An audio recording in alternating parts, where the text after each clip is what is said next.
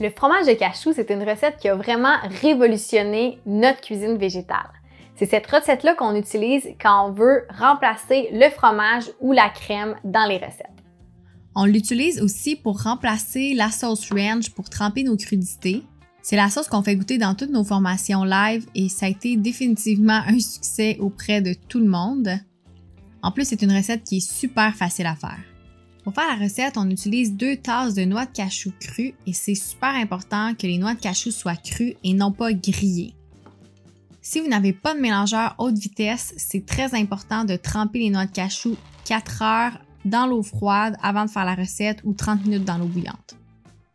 On va ajouter 2 cuillerées à thé de sel de mer,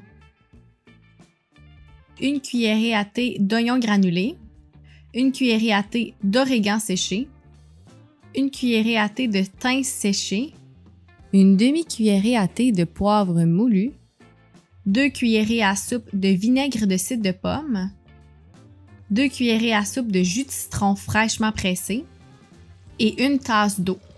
Ensuite, on va mélanger le tout jusqu'à l'obtention d'une texture lisse et onctueuse. Dans cette recette-ci, on vous propose une option de faire fermenter le fromage de cachou. Donc, vous avez le choix de le réfrigérer directement après cette étape-ci ou bien d'ajouter des probiotiques et de le faire fermenter une nuit sur le comptoir. La fermentation va vraiment apporter de la profondeur au fromage et je vous conseille vraiment de l'essayer. Une fois que c'est bien mélangé, on va ajouter 2 capsules de probiotiques végétales. J'utilise des capsules d'1,5 milliard de micro-organismes par capsule. Ensuite, on va mélanger le tout pour s'assurer que les probiotiques sont bien répartis dans tout le fromage de cachou. Une fois que c'est bien mélangé, on va verser le tout dans un contenant et on va laisser le couvercle entrouvert. On va laisser le fromage de cachou une nuit sur le comptoir pour le laisser fermenter. Ensuite, on va le réfrigérer. Vous pouvez facilement remplacer les noix de cachou par les graines de tournesol. Je vous conseille de remplacer moitié-moitié, donc 1 tasse de noix de cachou et 1 tasse de graines de tournesol. Ça va être un petit peu moins crémeux, mais moi j'adore ça de cette façon-là. Vous pouvez aussi remplacer les noix de cachou complètement par des graines de tournesol.